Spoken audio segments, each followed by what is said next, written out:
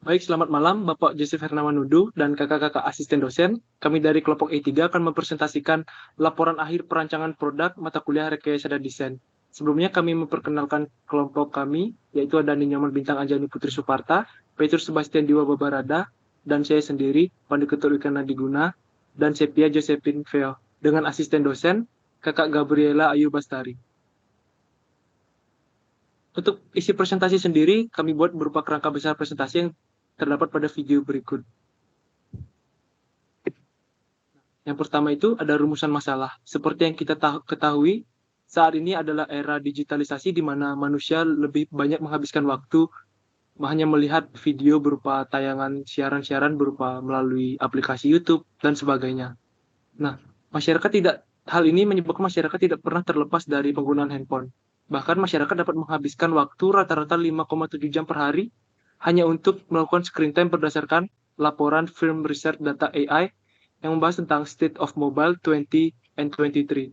Sedangkan menurut We Are Social and Hotsuite 20 and 23, masyarakat menghabiskan waktu berjam-jam hanya untuk mengakses platform digital berbasis video yang menyebabkan pengguna merasa kelelahan karena harus menopang atau menggenggam handphone dan sulit menyesuaikan posisi tangan dengan pandangannya. Nah, dari permasalahan tersebut, apa sebenarnya yang dibutuhkan oleh masyarakat? Nah, kami selaku praktikan membuat skema brainstorming yang kami sendiri selaku user. Nah, user sendiri sebenarnya membutuhkan sebuah produk yang dapat digunakan untuk menahan atau menopang handphone saat digunakan. Produk yang dibutuhkan itu berupa phone holder yang dapat diatur ketinggiannya, diatur kemiringan sandarannya, dan memiliki dimensi yang ringan dan ringkas, serta material yang kokoh. Nah, sebelum melakukan perancangan, kita membutuhkan analisis desain. Dari hal tersebut, kita melakukan beberapa analisis yang terdiri dari 4, yaitu objective tree, function diagram, black box, dan transparent box. Objective tree dan function diagram sendiri saling berkaitan dengan brainstorming. Objective tree sendiri terdiri atas 3 bagian, yaitu penggunaan, kualitas, dan penampilan.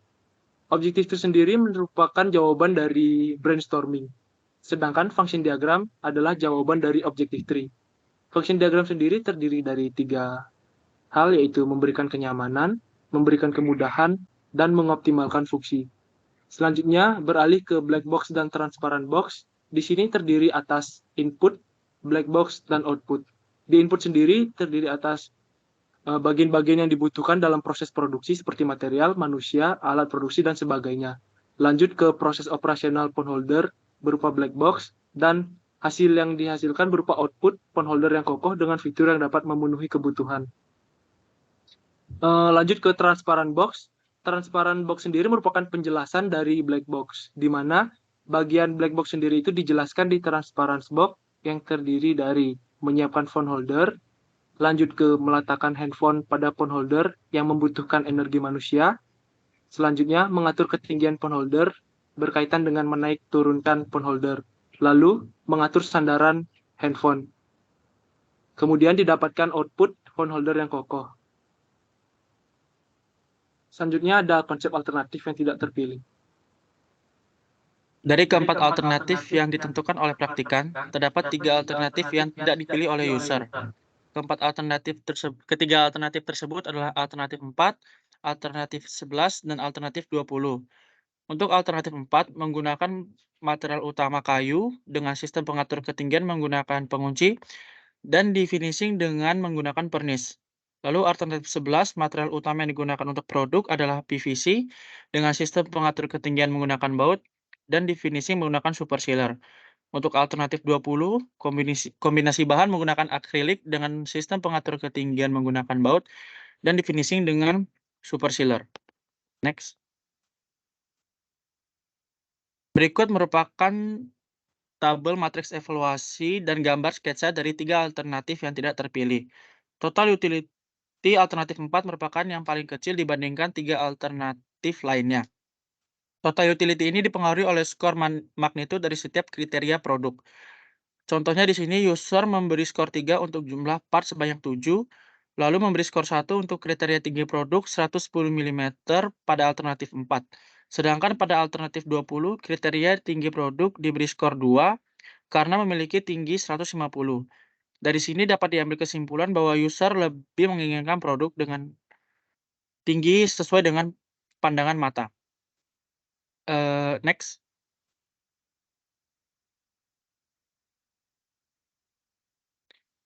Di sini merupakan konsep akhir. Dari 4 alternatif yang dipilih oleh user, alternatif ini memiliki material utama kayu yaitu mahoni dengan pengatur ketinggian menggunakan baut dan teknik pewarnaan pernis. Di sini terdapat tabel matriks evaluasi terhadap alternatif yang terpilih. Dari tabel ini dapat disimpulkan bahwa user menginginkan produk phone holder dengan ketinggian 145 mm, ukuran sandaran handphone 6,69 mm, umur pakai yang lama, dan dengan berat yang tidak mencapai 1 kg.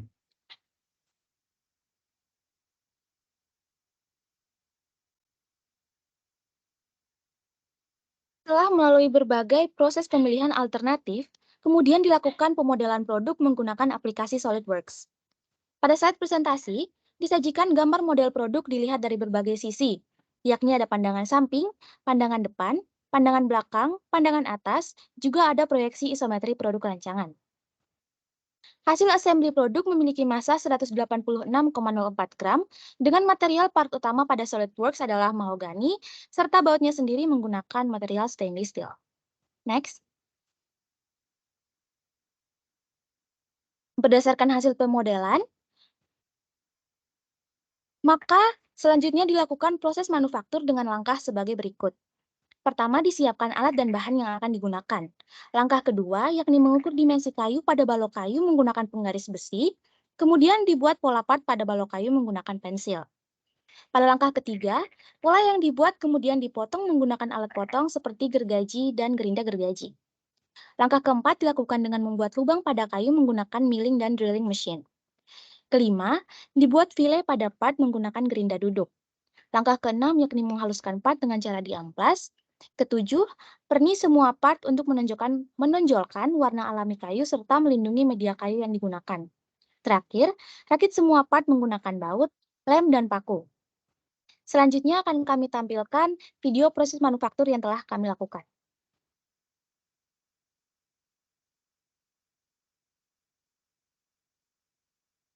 Kerja manufaktur kali ini, hal pertama yang dilakukan adalah mengukur dimensi setiap part yang akan dibuat pada papan kayu.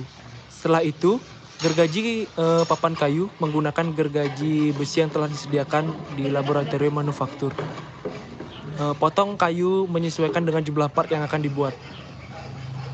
Jika dirasa sulit saat menggunakan gergaji manual, praktikan dapat menggunakan gerinda tangan untuk mempercepat proses pengerjaan produk. Setelah setiap part terpotong, lalu amplas seluruh permukaan part.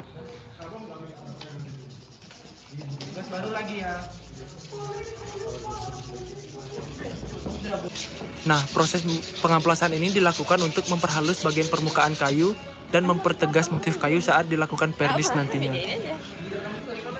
Proses pengamplasan juga bisa dilakukan menggunakan gerinda tangan agar mempercepat proses pengerjaan. Nah, tahap selanjutnya yaitu adalah proses milling, di mana proses ini adalah bertujuan untuk membuat lubang atau jejak yang digunakan untuk menghubungkan antara part yang satu dengan part yang lainnya. Proses milling yang dilakukan pada kali ini yaitu untuk menyambungkan antara holder lengan permanen dengan holder dasar dan sandaran dengan pegangan lengan.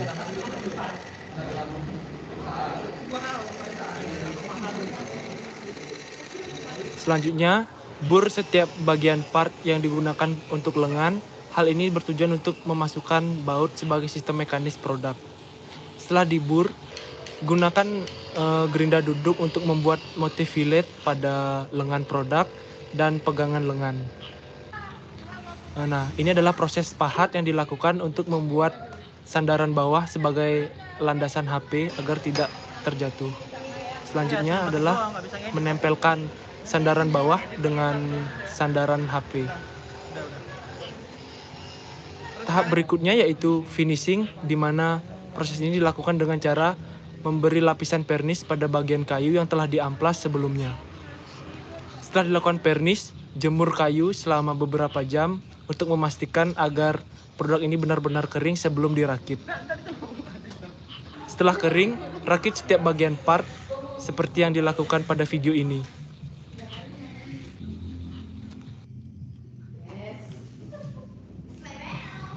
Nah, setelah proses perakitan selesai, produk sudah bisa digunakan dan hasilnya akan seperti ini. Ini merupakan hasil akhir yang telah dirakit dan telah divernish. Ini juga dapat diaplikasikan dengan handphone dan dapat diatur ketinggiannya seperti ini. Sistem mekanisnya menggunakan baut. Sekian dari video manufaktur yang dapat praktikan lakukan dari kelompok E3. Terima kasih.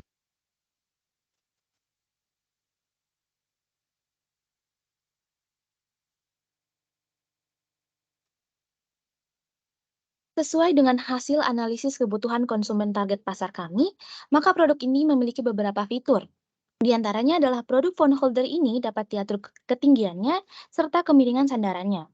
Ketinggiannya dapat diatur dengan menggerakkan lengan-lengan produk, sementara kemiringannya diatur dengan menggerakkan sandaran phone holder. Fitur ini sendiri dirancang agar user dapat menyesuaikan dengan pandangannya, sehingga produk ini kemudian mampu memberikan kenyamanan bagi pengguna.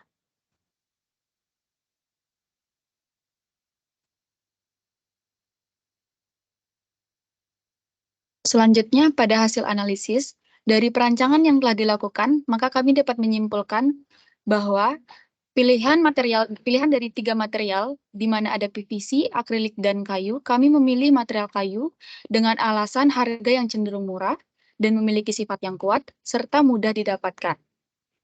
Analisis yang kedua yaitu kesesuaian model asli dengan SolidWorks.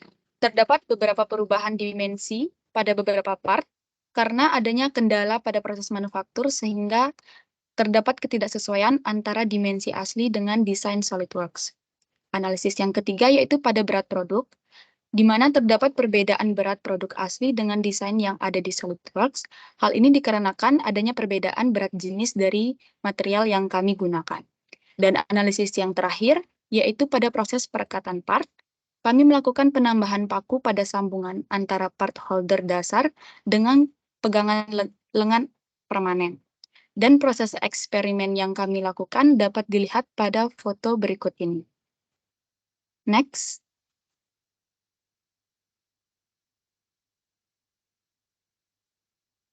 Model hasil eksperimen yang telah dibuat oleh Pratikan dapat dilihat seperti gambar berikut. Berikut merupakan contoh penggunaan dari phone holder yang kami telah buat, di mana produk yang kami gunakan dapat diposisikan dengan HP yang vertikal maupun horizontal. Setelah melakukan proses manufaktur, kami juga melakukan proses penimbangan dari phone holder yang telah jadi. Next. Sehingga kami dapat menyimpulkan pada bagian ringkasan di mana produk kami memiliki keunggulan pada kemiringan phone holder yang dapat diatur dan ketinggian phone holder yang dapat diatur, sehingga dapat menyesuaikan posisi pandangan pengguna phone holder. Serta phone holder ini memiliki desain yang simple atau minimalis. Selanjutnya pada kuantifikasi sasaran performansi, yang pertama produk asli yang kami buat dapat diatur ketinggiannya hingga 19,5 cm, dan yang kedua memiliki berat asli 225,6 gram, dan pada SolidWorks memiliki berat 186,04 gram.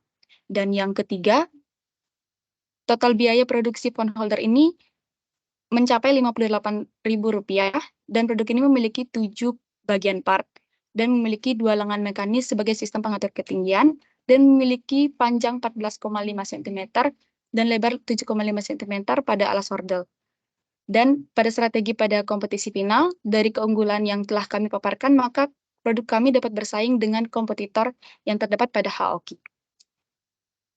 Sekian presentasi dari kelompok E3. Terima kasih.